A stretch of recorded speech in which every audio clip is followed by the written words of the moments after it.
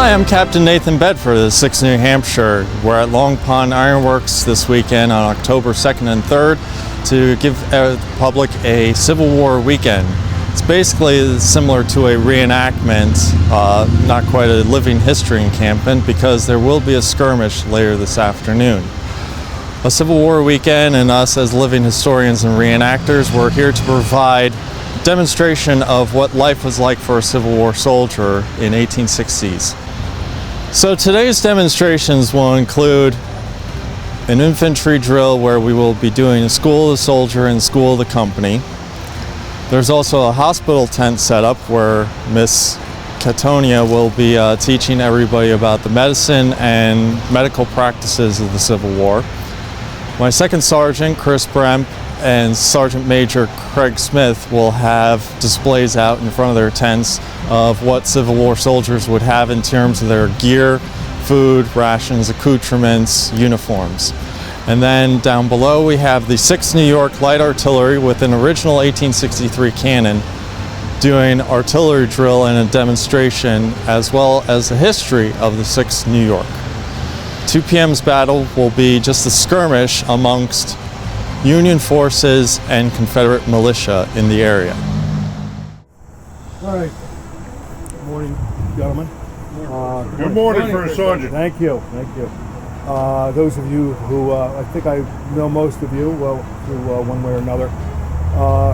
Well, the stripes are on. It's First Sergeant star, top if you're so inclined, but that's probably not period. When the stripes are off, Don is fine, or First Sergeant star, that's fine too. I'm gonna form the company, and the way we do that in the 6th New Hampshire, I'll talk you through it first, and then we'll do it. When I say, I'm going to say attention company, the corporal's going to face front, and shoulder arms. I'm going to say in 2 ranks, form company. Right face. And you're just going to turn right, except for the first corporal. When I say march, and then the theory being tallest to shortest. That's how I'm going to wind up my battle line. So the taller man in theory hopefully is behind the shorter man in his file making front. So Harry, you're going to be Stu's spot. You're the next tallest guy. You're going to go rear right. Front right, rear right, front right, rear right, and so on and so forth. So, and then it's going to be front, and then it's going to be in each rank count 2, with authority. 1. And then that'll be it, and I'll turn it over to the captain. Is that clear? Yes, First Sergeant. Is that clear? Yes, First Sergeant. That's better. All right, let's see how this goes. Shoulder, palms. In 2 ranks, form company. Right face. Don't go anywhere. Don't go anywhere. Don't go anywhere. Come back. Front. Preparatory command, execution command. And remember, we're just do what I say. We haven't gotten a number yet. You don't know if you're a 1 or a 2 yet, so you don't know whether you're stepping up or any of that yet. So here we go. In 2 ranks, form company. Right face. Just turn to the right. Very good. March. Back, front, back, front. You just stay right. Front. Dress right. In each rank, count 2. 1, 2, 1, 2. The squad is formed, Captain. Thank you, First Sergeant. You may post.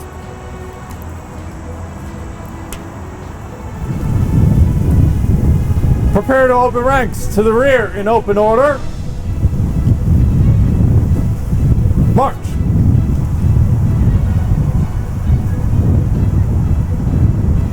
Front. Inspection. Arms.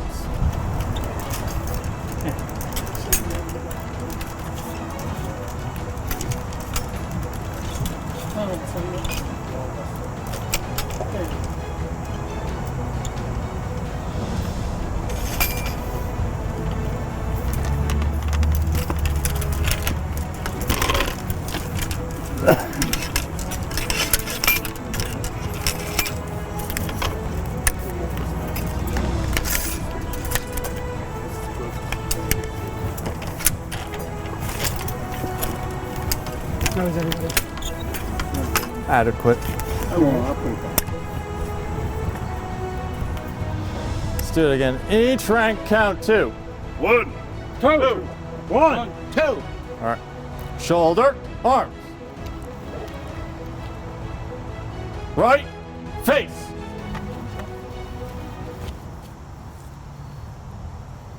Very nicely done, gentlemen. By file left, march.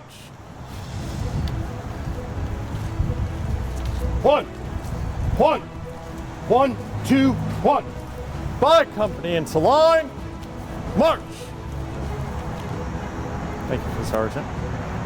Right, face.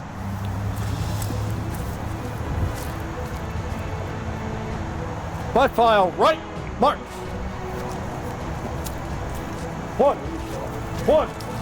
1, 2, 1.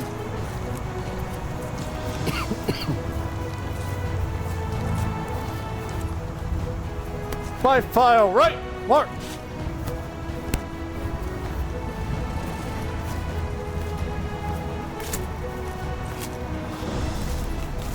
By company into line, Company into line. march. Come on, Stay at that right shoulder shift. come up right here. Stay at right shoulder shift. Halt. Now you bring your shoulder. I believe Yep. I'm the exception. Just to be sure. Yeah, I'm just. I'll have to consult the manual, but I'll take your word It may for not it. be wrong either way, Yeah. depending whose manual you read. Well, as the said in the mutiny bout, or the Kane mutiny, there's the right way, the wrong way, the NAP way, and my way, and we're going to do things my way. Right face. Forward, march.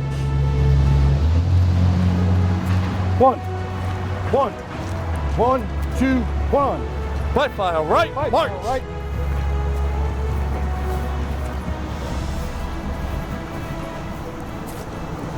By company into line, Company into line. march.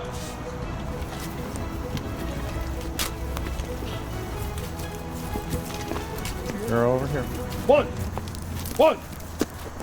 2, 1. Company, halt. Right face. Now, we're in a column of 4. I'm going to make a battle line going that way. Command is on the right by file into line, march.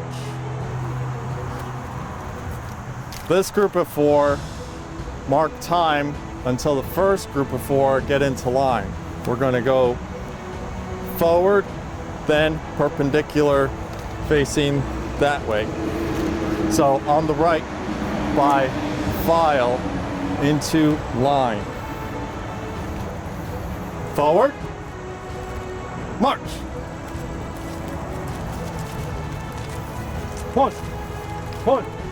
1, 2, 1. On the right by file into line, march.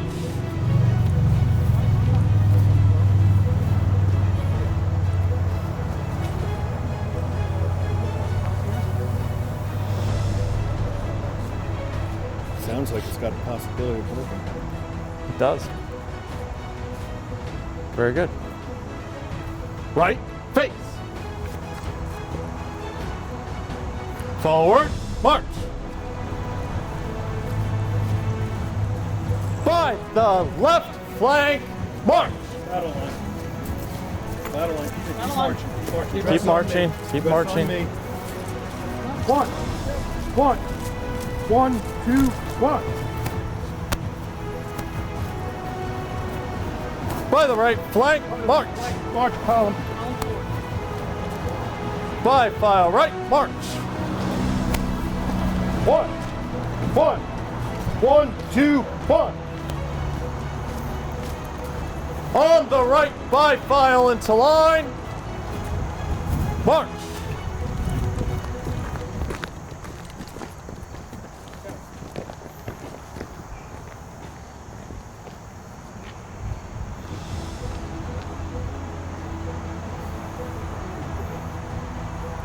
Not too much colliding going on back there. No? All right. Order, arms. drink. Shoulder, arms. Right face. By file left, march. 1, 1, 1, 2, 1.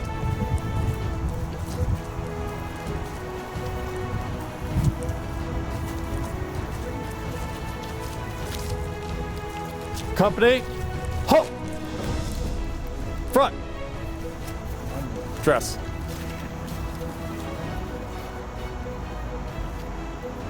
Right shoulder shift, arms. Shoulder, arms. Support, arms. Shoulder, arms. Present, arms. Shoulder, arms. Order, arms.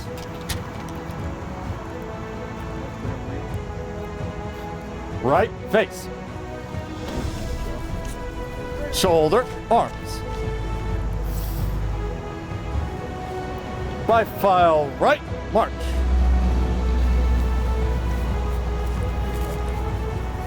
One, 2, 1. On the right by file into line. On the right by file into line. March.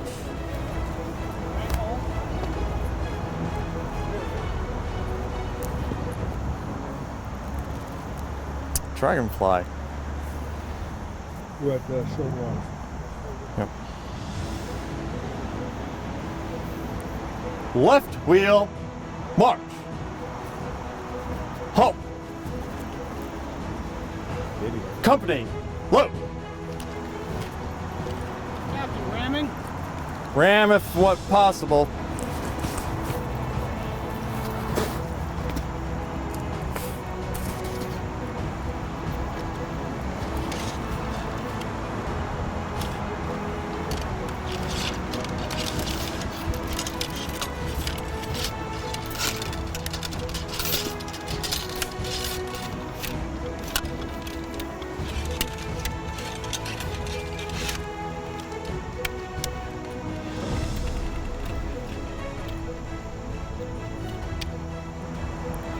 Fire by company.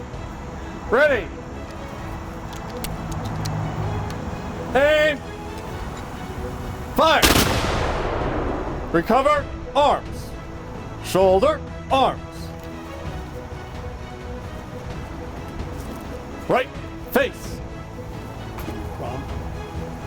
Forward, march.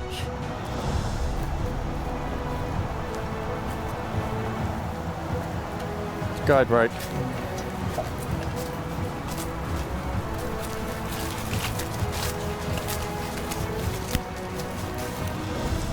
Company, halt. Front. Dress. Order, arms. All right, I'm going to dismiss you.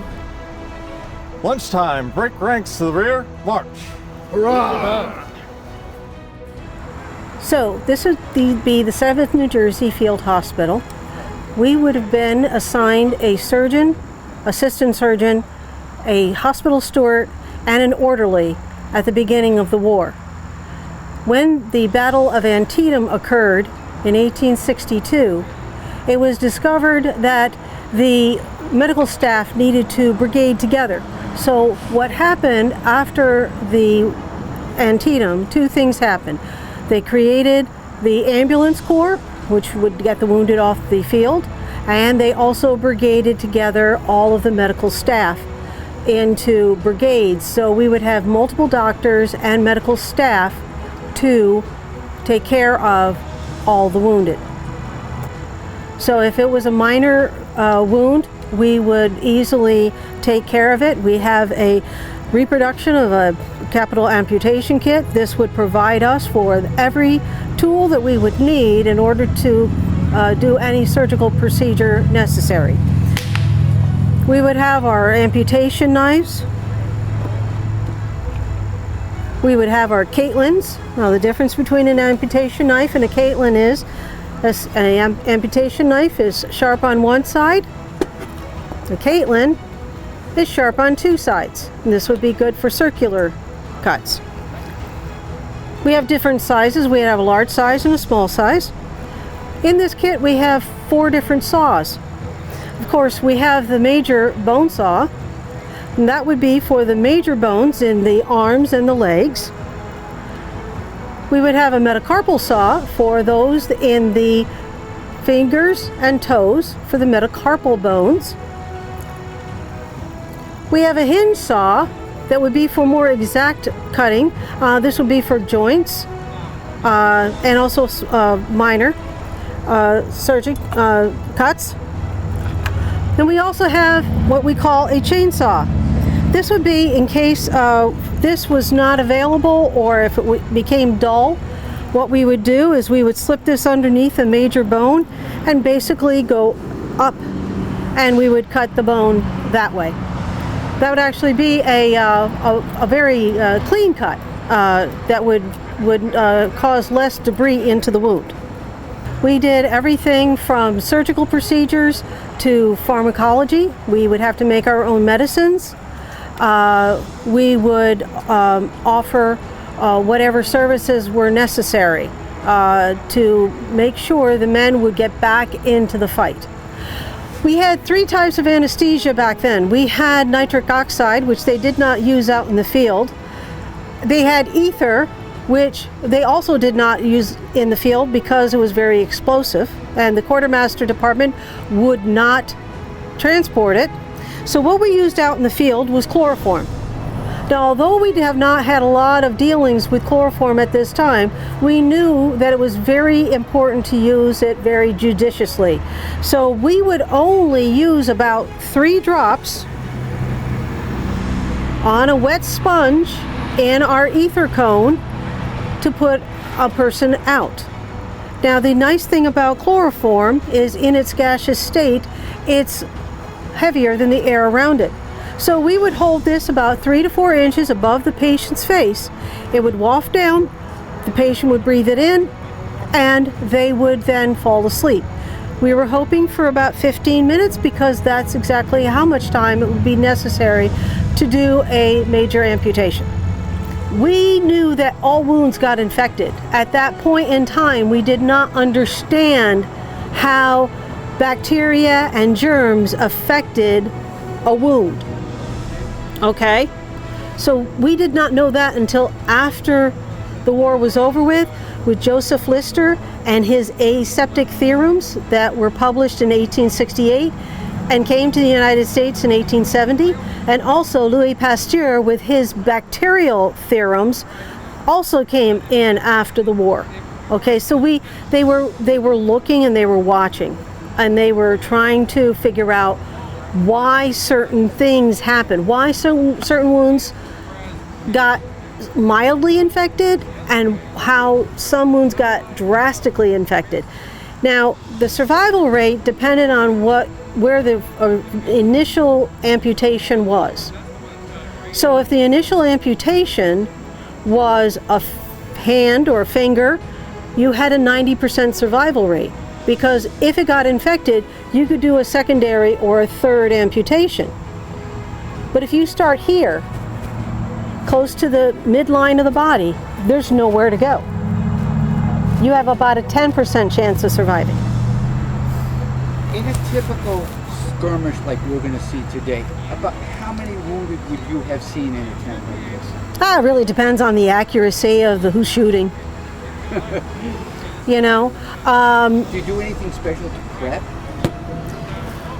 You just lay your stuff out and see who shows up?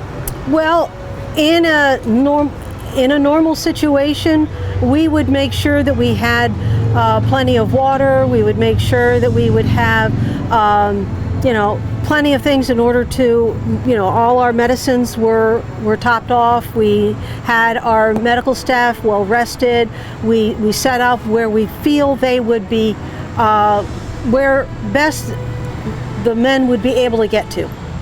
So this would be a treatment tent. Did you have another tent that was a bed tent, a hospital tent, as it were? Yes, there would be hospital tents in order to house the wounded afterwards, the recovery wards. But this type of scenario, we would set up a hospital wherever we could, and then there would be flags set out in order for the men to be able to find to track us back, coming back. Did they use the typical Red Cross when they come? No, that came after the war. But how did they know that this was a hospital? That yellow flag. Yellow flag. Yep, the yellow flag. In fact, the yellow flag is still used today. I was on a cruise in 2015, and I was down in Cozumel, and my sister ship was docking. They were flying 3 flags. They were flying the Royal Caribbean flag, the Mexican flag, because they have to where we were, and they were flying a yellow flag. So it was the yellow flag. Now, did both sides respect those yellow flags? Not always. There are reports that surgeons were... There are reports. Right. So there are cases where surgeons were sniped. They were actually killed while performing surgery. So we were also responsible for pharmacology. We had to create our own medicines. We were also responsible for making our own medicines. So we had to make sure that everything was in the ready for us to do that. This was the responsibility of our hospital steward. He would be responsible for making up the medicines. This is a steel canteen. That is the entrance wound. That is the exit wound. This steel canteen is harder than any bone in your body. So if this is the devastation of this, you can imagine what it is for your bones being hit by that bullet. We're at the 6th New York Independent Battery, and we're going to do a firing demonstration with the model 1857 Napoleon. This is an original cannon that was cast in 1863 by the H.N. Hooper Cannon Works. Cannoneers to your posts, take implements.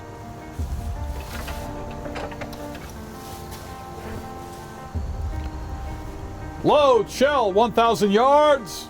Shell 1,000 yards.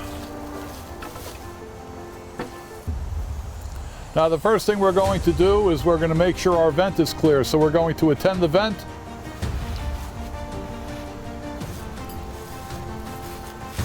Then we cover up the vent to make sure that there's no gas escaping when we're working on the gun. Now we're going to worm. This way we make sure the barrel is clear, taking out any bits of burning debris that might be left from the previous firing.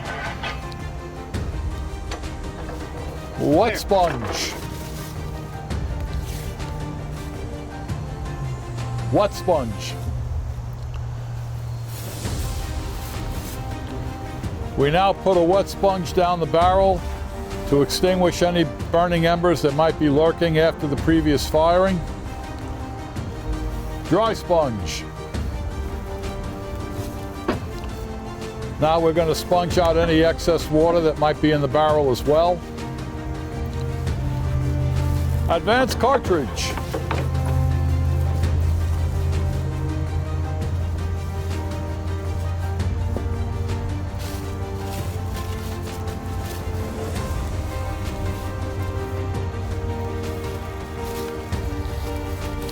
My number 2 man takes the cartridge out, turns counterclockwise, putting the round in the barrel. Ram cartridge.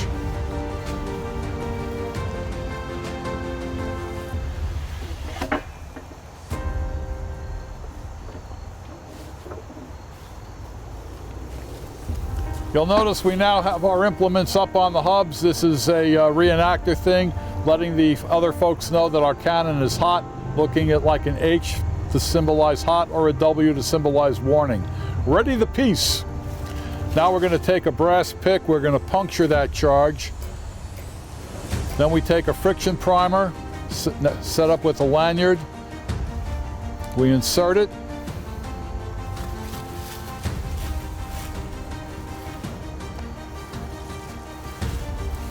gun is ready. Understood. Prepare.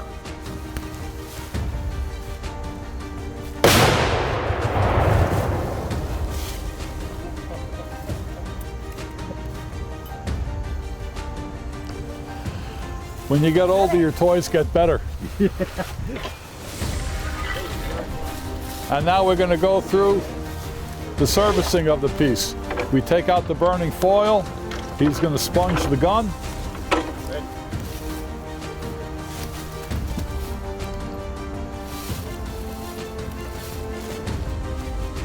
All the while, my number 3 has his thumb on the barrel and secure. A well-trained crew could fire this cannon off approximately 1 to 2 times a minute. Company dismissed. Thank you, sir.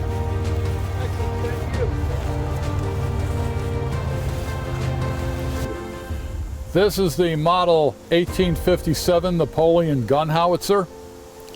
It was designed by Napoleon II of France, and this particular cannon was cast in the year of our Lord 1863 with the express purpose of ending that scourge of slavery that has spread across the land and has ripped our country apart. This cannon was made by the H.N. Hooper Company of Boston, Massachusetts. They were bell makers, and then during the Civil War, if you were a bell maker, the government came over and said, "Congratulations, you're making cannons now." This cannon would throw a solid 12-pound ball, approximately 1,680 yards, with a 2.5-pound charge of powder. Basically, the people in Ramsey might be very upset if we fired this gun live right now. It takes 7 people to run this gun. We'd have 4 people on the front, as you just saw. We'd have 2 people on the limber, which is our ammunition carriage, and then we would have a powder passer carrying the round forward. We say powder passer because only the Navy had powder monkeys. This tube weighs 1,230 pounds. It's a solid bronze tube, and when we had it x-rayed when we bought it, and the people at the PRL foundries in Lancaster, Pennsylvania, considered it to be flawless. It sits on a white oak carriage, which is made exactly the same way it was 155 years ago. The gun fired several types of ordnance. It fired a solid shell that a gunner could skip across the ground as if you'd skip a stone across a pond. And if it hit somebody, if it hit them in the leg, it would take their leg, and their leg would become a projectile. It also fired an explosive shell that would detonate maybe 5 feet over your head, doing people in with the concussion and the broken pieces of shell. Then somebody got the idea, well, what if we put some musket balls in that shell? So now we had something called spherical case shot. So when that shell went off, you not only had the concussion, the broken pieces of shell, but now you had musket balls and mini balls flying every which way. But the most devastating round of the Civil War was something called canister. And that was in the shape of a can, and you had 27 1.5 iron balls inside of it, which would basically turn my cannon into a shotgun, almost stopping a cavalry or an infantry charge in their tracks. We are the 6th New York Independent Battery. Our website is the number 6, followed with the thny.com. We're always looking for new members, and we are a 501c3 tax-deductible charitable organization. Where did you find the cannon? Well, the cannon was in a private collection, and it is listed in the Stark book as being in private hands. I've had it about 10 years. A person that had it before me, they had passed away, and a friend of mine who is also an advanced collector basically put the deal together for me, because if she took it to the auctioneers would have paid her, she would have had to pay more money in commissions and lost money on it, and it was just my time to get it. How much did it cost? Are these expensive? This gun right now is worth approximately $120,000 as it sits. I got a good deal on mine, and you know, everybody was happy, but it's also been researched that it is not stolen, that it is listed officially as in private hands. It's been in a couple of museums, several collectors have owned it, and now it's my turn. Very nice. How often do you use it? How many? Every chance I get. I'm one of the few people in the state of New Jersey that actually get to go to schools and shoot this thing off. And now that we're hopefully winning the battle against COVID, we've been contacted by a few schools to come back. We've also had this gun up at West Point, and I've had the honor of teaching some of the cadets from the history department on the loading and firing of this gun as well, which also can be found on our website. Well, you told us about the history. Just go through again how many people and how fast they could get this done. Well, crew, we could basically fire this gun if you were hurrying up at least once, 1.5, or maybe a minute or a minute and a half. This gun could be fired literally once every couple of minutes. During the Civil War, when things got hot and heavy, they would do away with some of the safety procedures. You wouldn't have them sponging the gun or worming the gun. What would happen is the gun would fire. Your number 3 man would put his thumb over the vent of a still hot tube. They would ram a fresh charge down the barrel. Then he would lift up his thumb, the oxygen would come in, igniting the embers, and the gun would go off. Good way to lose your thumb. But it could be lose your thumb or maybe lose your life to people that are charging across the battlefield. Losing a cannon to the artillerymen would be like the infantrymen losing their flags. Men would fight to the death to defend their guns. This was pulled by a team of 6 horses. They could probably get up to speeds of about 40 miles an hour or so before the cannon would start Watusiing back and forth. I found that out pulling the gun up to a parade with my truck. All of a sudden the cannon started going like this, and I'm like, uh-oh, better slow down. Yeah. But this was basically almost the forerunner of today's mechanized artillery. They were called, at the time, they were called flying artillery or horse artillery because everyone rode horses. In the light artillery, people would run alongside the cannon, a few people would sit on the limber. But in the horse artillery, the 6th New York was actually assigned to the horse artillery. We were the only volunteer unit that was in the horse artillery. The rest of the horse artillery were U.S. regulars, professional soldiers. Now you see these nicks over here on the barrel? Where are they? You see these nicks on the barrel? They were done by Confederate bullets. Really? Because this is a real veteran of the Civil War. This is a battle veteran of the Civil War. Here, I'll tell you a little bit about what this is all period of the 1860s. And the reason why I say that is, at a home or something, or maybe even in a camp, they would have a lantern, an oil lamp or something. Soldiers couldn't carry this. You know, you're carrying a glass and all that. Right. So they wouldn't do that. So they had a couple of varieties. Tin, you know how nowadays plastic is everything, right? Yeah. Tin was their plastic. So they could, if they were in like a camp, they'd have glass, maybe wood. This lasts longer, but the candles burn faster. Generally a beeswax. This here is a private purchase, and again, it's tin, and it has a chimney here. Gets very hot, kind of melts the wax a little fast. My favorite lantern, which I've used this particular box, I've had over 15 years old. The advantage of this is I'm issued one candle. Say we're doing a little campaign, 3 days, they'll give me one candle. So the beauty of this is no glass, but I can block it from the wind, and I got a piece of baling wire from the hay, and I can throw it in my pocket. It's very light if you want to feel it. Wow, okay. Now, you'll see. Now, when the war first started out, the mail was very good. Thank you. And what happened is, at home, they wanted to send stuff to their son or husband, and they would send cakes and stuff through the mail from where they lived to the soldiers. So you imagine how that was, and the guys would gobble it up and stuff like that. Later on, it became more practical to ask for socks, shirts.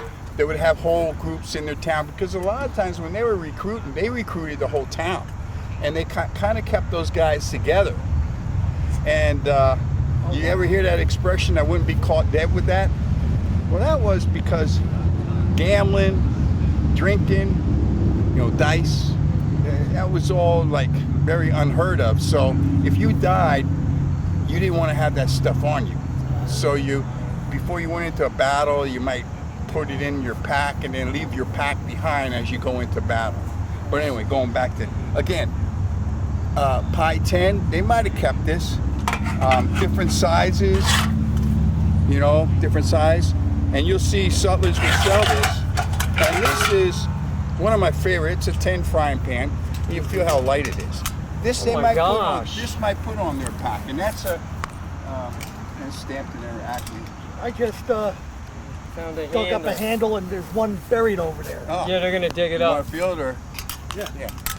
And so I put a piece of baling wire on the end so I can Yep. hang it on. This is my favorite frying pan for everything. Now they would have to cook their own meals. Oh these yeah, guys? yes.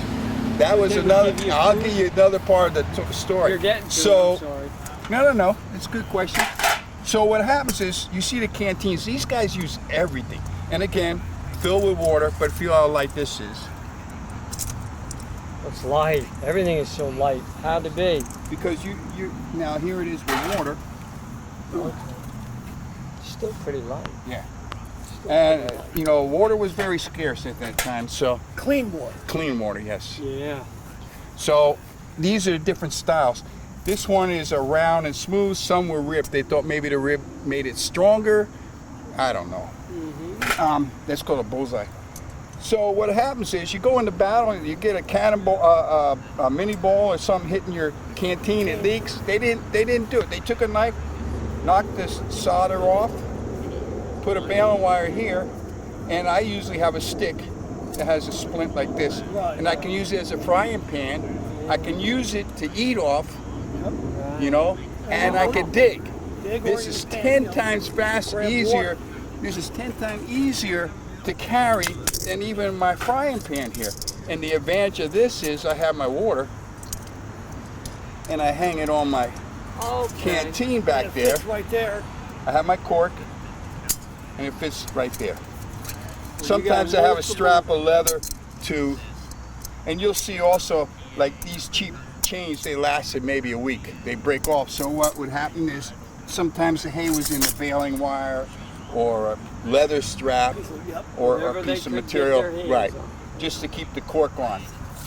Another cooking tool that the soldier might have, this is a milking can. You would take a milk thing, but it's a great boiler, and they come in all different, again, they come in, Lightweight, yeah. That So is it's so kinda cool, lightweight. The canvas bucket here might be like, sometimes they would have wagon space, the officer would, and they might throw these in. But again, it's very light, collapses. It takes I would say maybe a couple of hours to fill it up, and it'll leak out. And then after a while, it'll stay watertight. You'll And see. once the canvas gets wet, it doesn't. Right.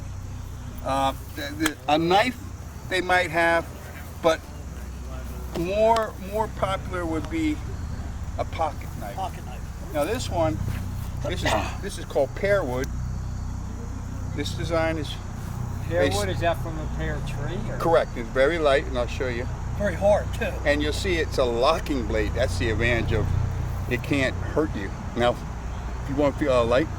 Oh my gosh, it's like nothing. So they wanted everything to the extreme, as light as possible. He loves shooting. This is my favorite pocket knife even at home. They come different sizes. You can still get it online too. Yeah, I think I might have one in my so collection. cool. You were talking about you have to cook yourself. Well, who cooked at home? The wife, Mom, grandma, daughters, cousins. the women. Right. He didn't know how to cook in the field. So they had to learn how to cook.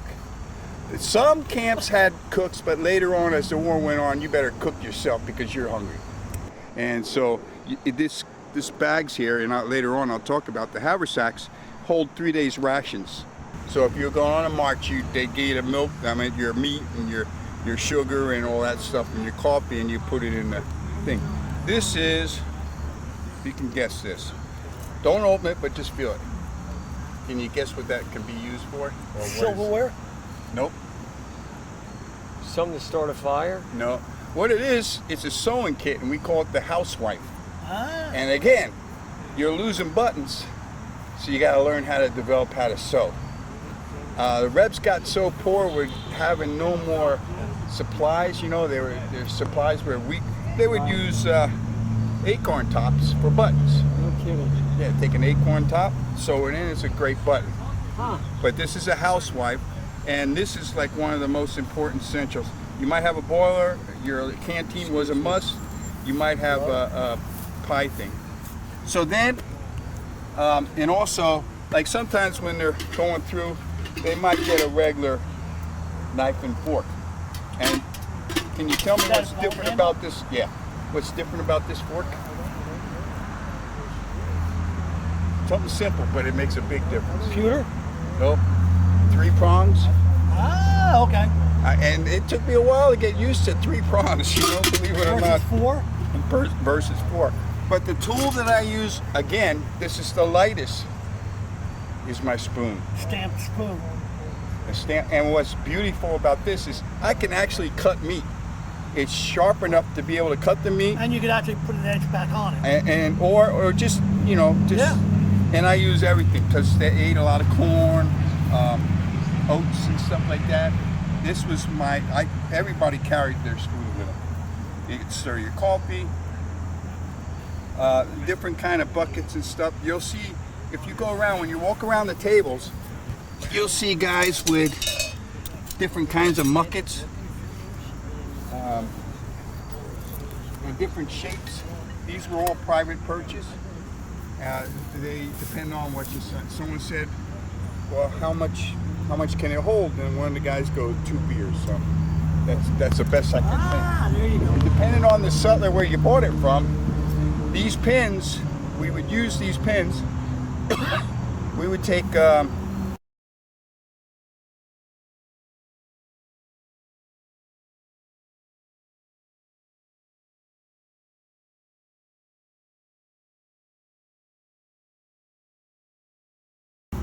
right here.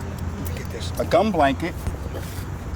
And that's a whole nother story too. But Yeah, the guy was telling us about them over there. right. At 10. This is canvas with tar to be kind of waterproof. It's within a day or so in the rain you were soaked. But you would put it over your shoulder, take this safety pin, and go into the grommet. So it's kind of like a Right, like a poncho. poncho kind of thing.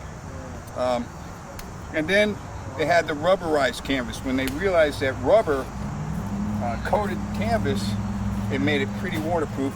And we use these things as a ground cloth. As if you button 2 tents, 2 of these halves together, you can make a little dog tent there. Right. So the pin was another thing that you kind of kept. Now, Yeah, that would be. Yeah, that would be a when I was telling you about spoons, they do come in different shapes. different sizes. Right. Yeah. You didn't feel how light it Just was. like that. Show me that pin again if you would. The what? The pin. Oh, sure. Wow, that's like nothing. And you'll see some of the guys with their safety pins on. That's nothing. Jeremy, So- you don't have any problem if we use this on television? WM77 is just a local channel. No, No problem. Good, terrific. So this is the coolest tool because this was made way back even before the Civil War, and it's a multi-tool. Oh, Knife, fork, spoon.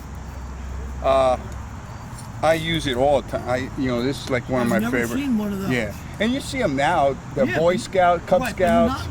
I mean, I was a Boy Scout never. Yeah, well, this is an actual, like the Swiss knife. They had versions of them with a knife and spoon and fork, and that was period correct also. Yeah. That was back in the 1860s with the so. And all these settlers were trying to come up with something that was their gimmick, Right, you know. and it was easy to carry, lightweight. See if I had these. Yes. This is a tin button, okay? It's stamped tin. But what's special about this tin button is what they call a paperback. See that? Yeah. And that prevents it from rusting, and so the button will last longer.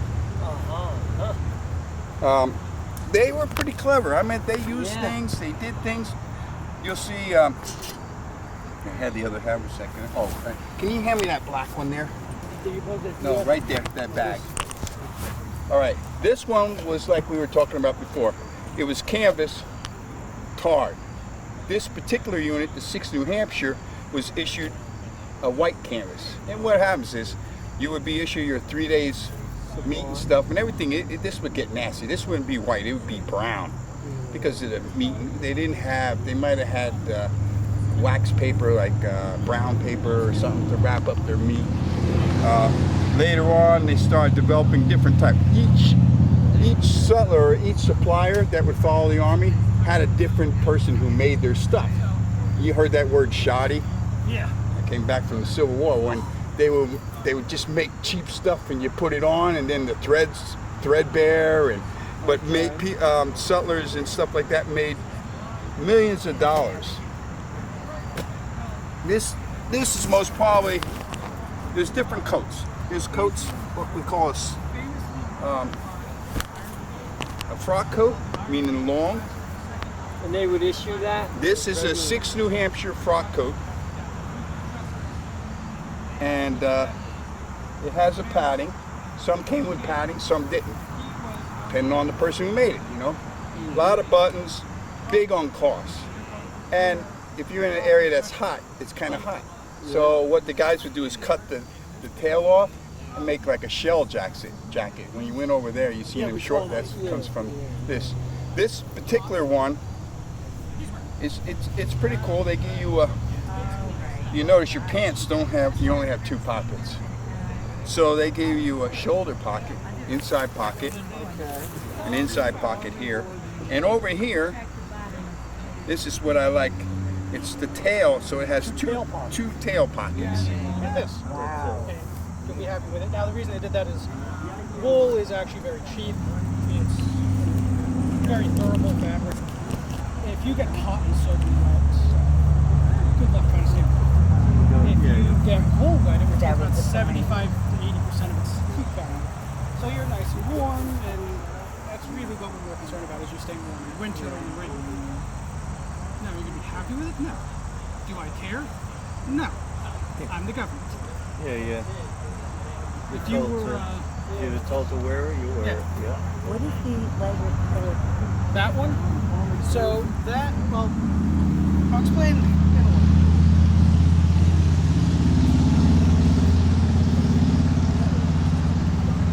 That's an original and it's not mine, so it'd be very different. Yeah. So this is your winter coat. Yeah, that's a Union? Yep. No This kidding. is a great coat. That must have been really confusing. They on were, the, well no, this is a sky blue. The same color as the pants. Of course, you know, this one's faded more. And but you're wearing this in winter, and it is a nice warm coat. That's an impressive piece of This, so the Army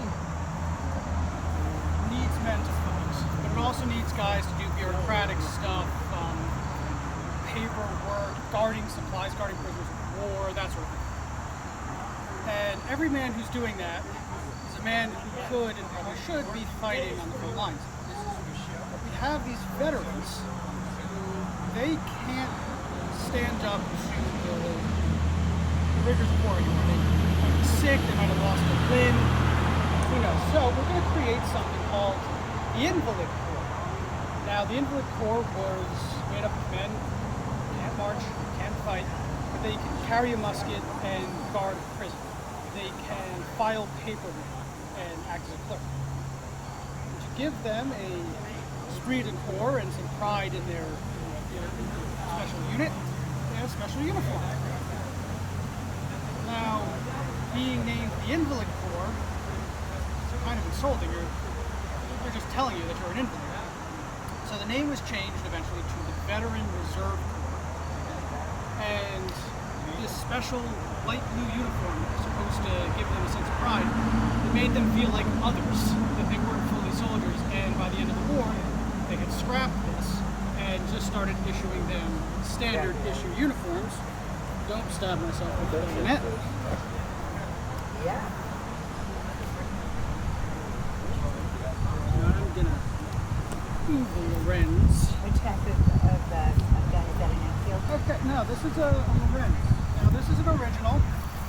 It is from an Atlanta gun show.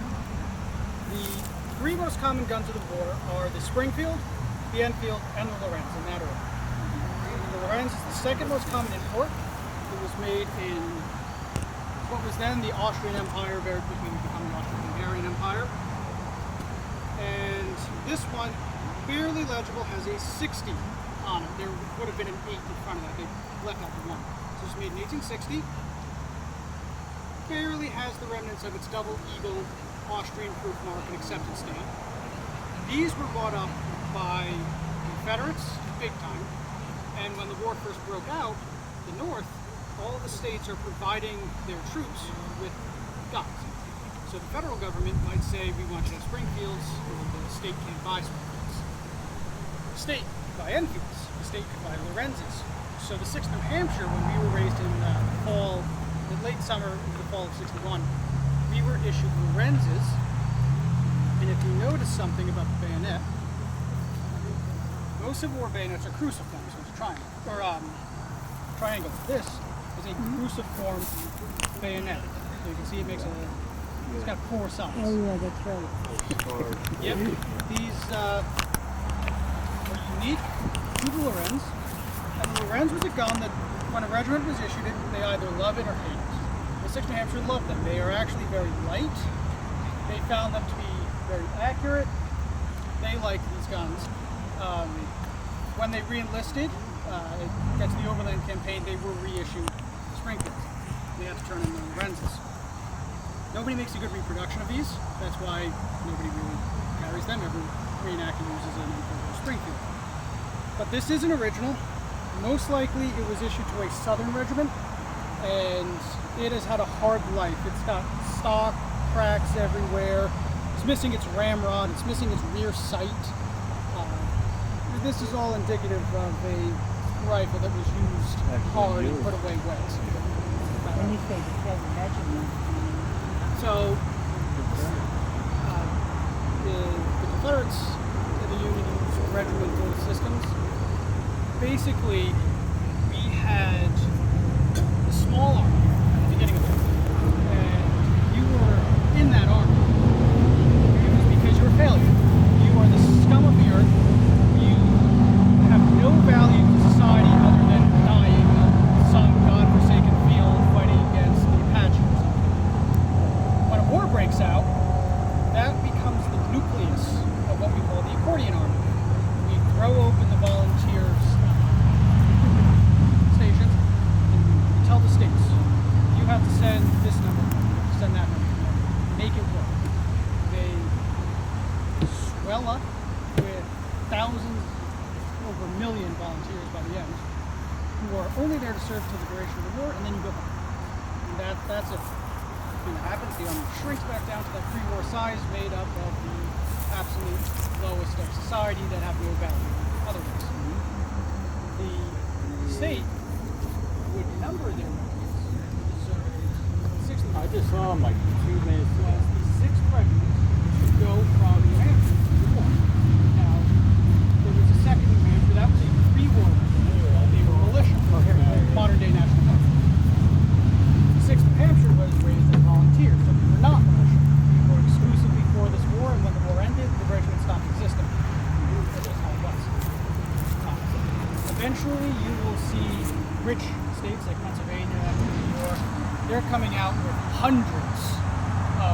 regiment, 100 and whatever New York infantry, because they have so many people that they are rich. That's the other thing. Poor state can't really produce much in the way of total amount of regiments. A rich state will be able to field as many as it needs. And New Hampshire was just rich enough that they were able to issue unique uniforms, which makes reenacting them 160 something years later annoying. Like my frock coat, for example.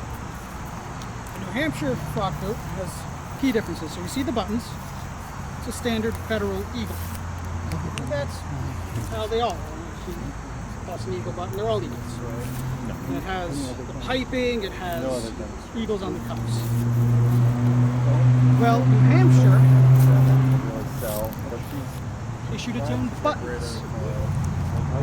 That's the state seal for the state of New Hampshire. New Hampshire frock coats did not have the piping. Here's my sleeve.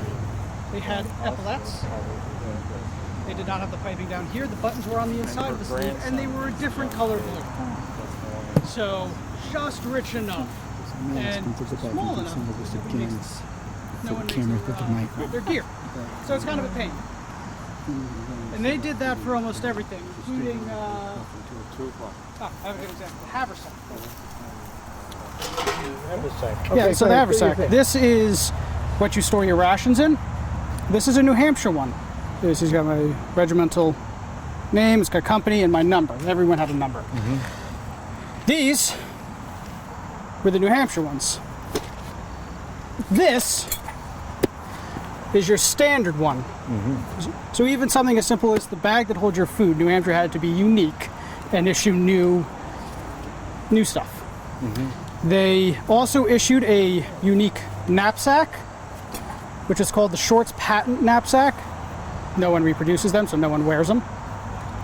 That there is a standard issue federal knapsack. Nope. All right. Yeah.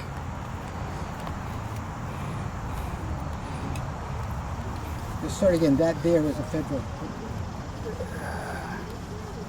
There we go.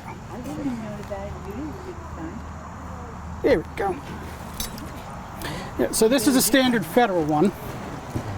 And we open it up. We have two compartments. In this compartment goes your shelter half. In between it would go your blanket. And this is where your personal effects would go. So extra shirt, change of socks, that sort of thing.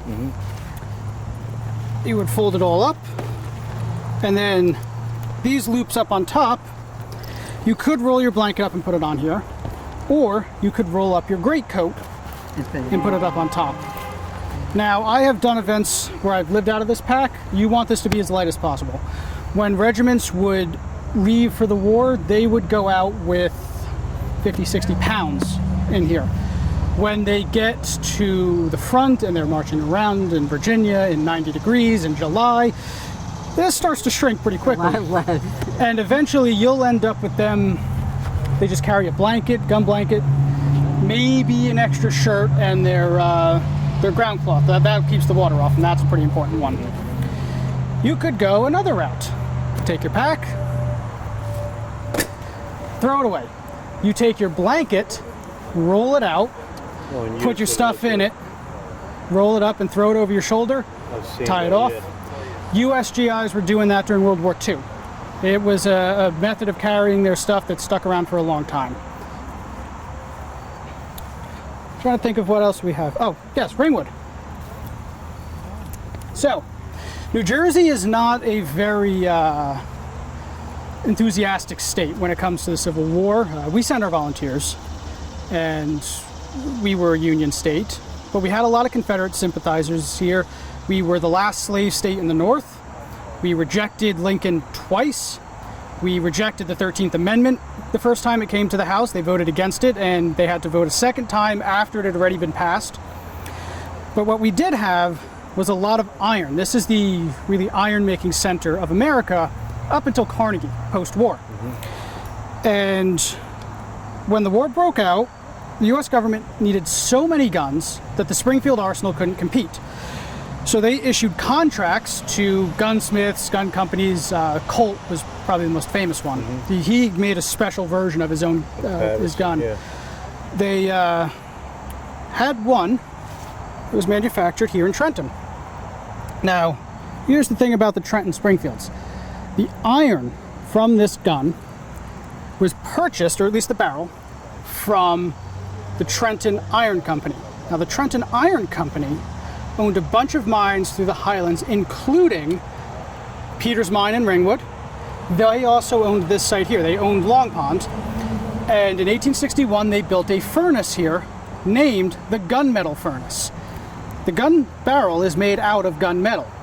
So think about it. This is Ringwood iron. From here, yeah. So whenever we do school demos, and I get permission to bring the original, because this rifle is completely non-functional at this point. It was converted into a shotgun post-war. That was very common. I explained to them that this is Ringwood and West Milford's contribution to the war, is we made the iron for the guns. We made the iron for the mortar beds. We're just an industrial center pumping out raw materials and supplying the armies. Where is it? Oh, yeah, there it is. Yeah, you're not getting this on camera, but extremely faint. You can make out an N and a J right there. Very faint. Yeah. That is a New Jersey proof mark. So when this gun was made in 1864, this is the barrel date, the lock is 63. This was made December, this was made in January. It was thrown together. This gun was sent to the New Jersey State Militia. It got put into an arsenal, and that's why it's actually in better condition than the Lorenz, which probably went places and did things. And yeah, I found it, talked the guy down from $1,000 to $600, and now it's mine. Oh, very cool. Yep. And then this one's a reproduction. But this is the Enfield. Now the lock plate markings are wrong and the barrel band's wrong, but that's intentional. It's so that someone can't pass this off as an original to a collector and rip them off. Anyone who would study these guns will know that this is a reproduction. Reenactors use it. And this is actually slightly better than the Springfield, because when the cap ignites here, it has to go into the barrel where there's your powder charge. On the Springfield, to ease the manufacturing, it goes down and then basically has a 90-degree bend. It's not a perfect 90, but it's there. This is at more of an angle, so it's closer to a straight line. So the spark is far more likely to go in and set this off. Out of all the years reenacting with this, I've had problems with it. I could probably count it on one hand, and it was usually a spring. The mainspring was weak and starting to, we needed replacement. Or actually one time I somehow miraculously managed to break the tumbler. That was a very strange malfunction, and the gun locked itself open.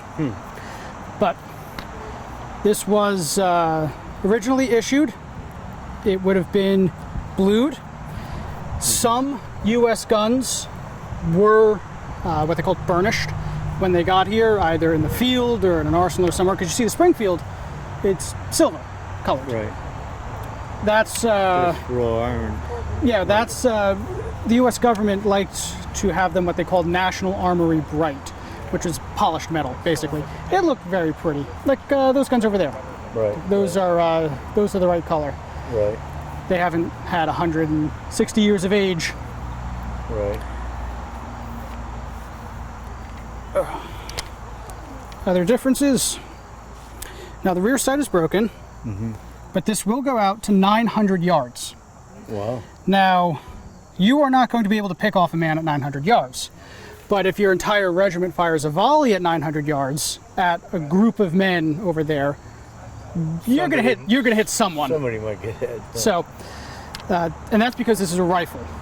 Up until the Civil War, a lot of these guns were they were smoothbores. So it's like having a shot put throw versus a spiral football pass. you can control the one that spins a lot better than you can just throwing it.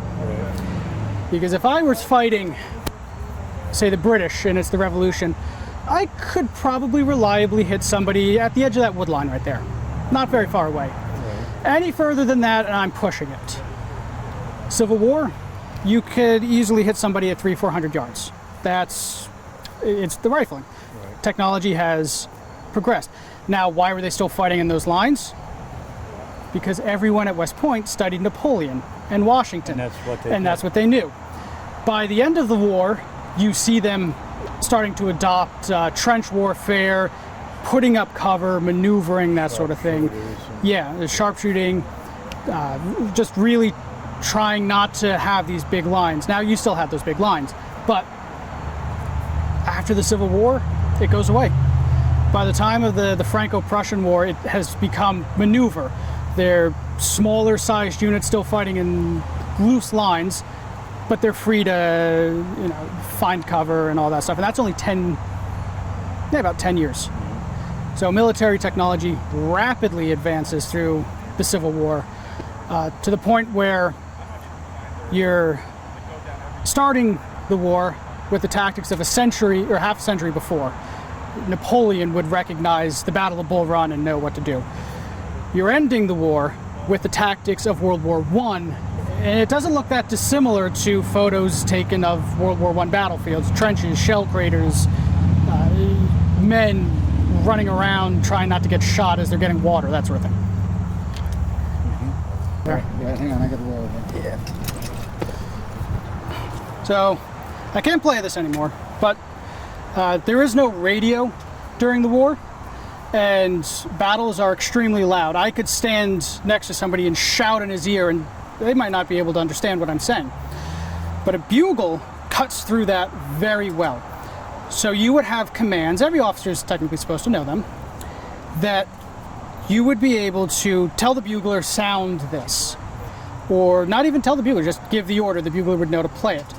And that would cut through the noise of the battle. The men would hear it, advance, or retreat, or ceasefire, charge, that sort of thing. Now the problem with this is that if you're within earshot of the bugle, everyone hears it. How do you know that this order is for you and not the regiment over there? You don't. So if you follow an order meant for those guys, you're going to find yourself in a world of hurt. Some units actually did have they would have a couple of notes played before or afterwards that would basically tell their men, this is us, don't listen to the other bugle, listen to me. But for the most part, they didn't. This is your only reliable way of communicating. A lot of acorns this year. Only reliable way of communicating during battles. And the infantry had its calls, the cavalry had theirs, the artillery had theirs. They're all different. And that's done so that you don't confuse an artillery battery with a cavalry squadron or an infantry unit by playing bugles near them. And that was a very intentional thing. I've seen a documentary recently on signaling and the use of flags. Yes, flags very are interesting how they communicated in the field. Yeah, flags are fantastic for long distance. I can put a flag up on a mountaintop and then 20 miles away have another one with a telescope, and they can communicate to each other. It would take hours for me to put a message on horse and cover the same distance. Mm-hmm. So the flags are great. Now during an actual battle, you can use them, but if there is a tremendous amount of smoke, you're not going to see them, which brings us back to auditory calls. But the flags were used. What's the difference between a bugle and a trumpet? Trumpet has valves. Bugles are basically just a bent piece of tubing. They only play a handful of notes that can be played openly with the just changing your embouchure if you're a brass player. These do show up sometimes with a key on them, like a keyed bugle, but most common would just be a simple B-flat bugle, no keys, nothing to make it any more complicated than it has to be. Because remember, this is a pre-war thing, and the people in the pre-war army are not the best and brightest. If they were, they wouldn't be in the army. This is the 1800s. You would find something else to do. The army is your last resort.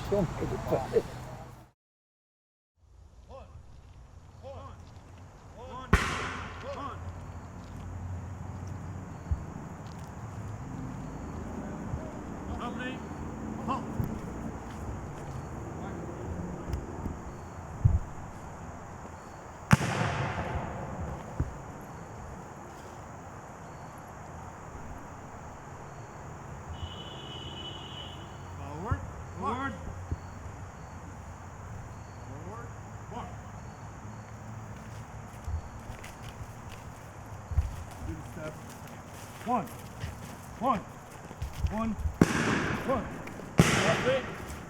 Halt.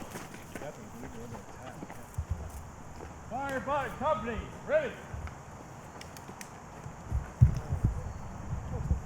Aim. Fire. Reload. Yeah.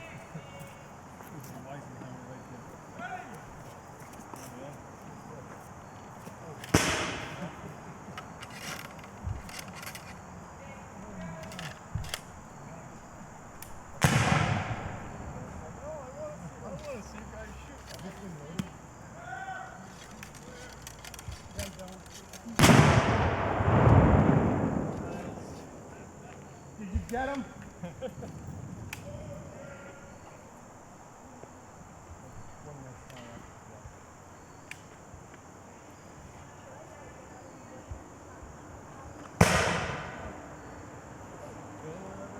All right, Captain. Front rank, ready. Hey! Yeah, don't aim close. Fire! Reload!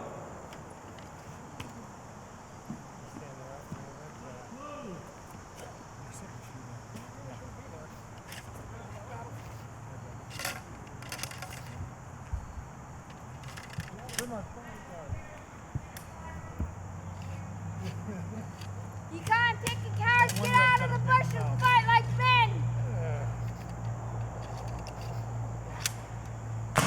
Rear rank, ready. Aim. Fire. Reload.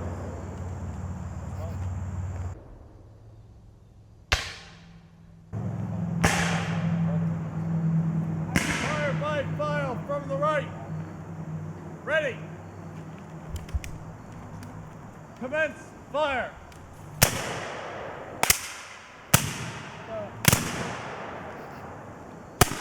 Reload.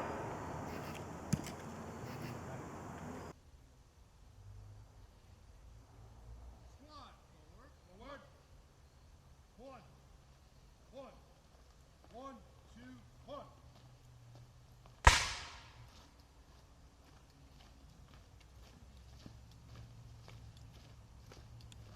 Company, halt. Prepare to deploy a skirmish line from the right file. Left face. Undouble file. March.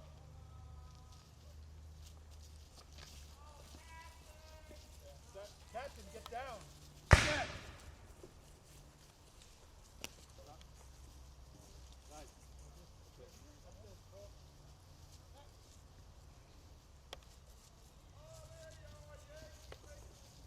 Independent fire. Fire at will. Take cover.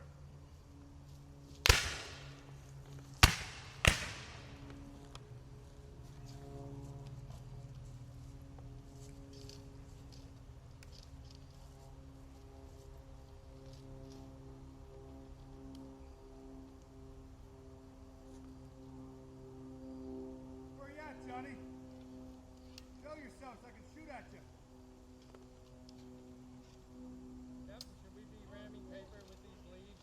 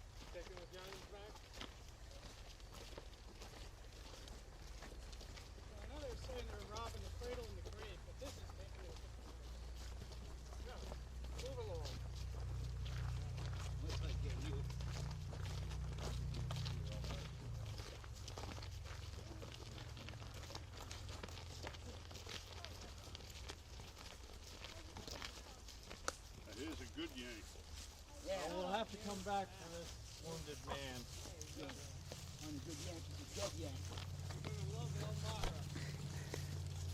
It's Hellmeyer from what I hear.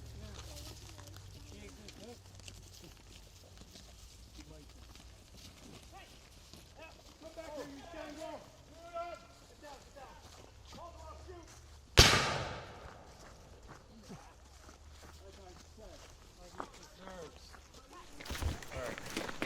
Let's take him back. Let's Either one of these other ones try it back to next? pack. No. Just leave him there. Plus it's got to eat too.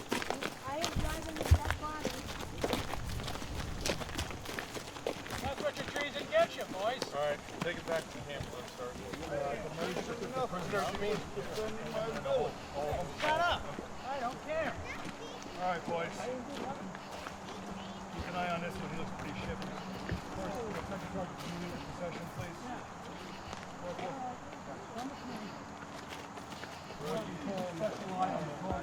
Go through his pocket. Well, thank you very much for coming. That was our skirmish. Great job.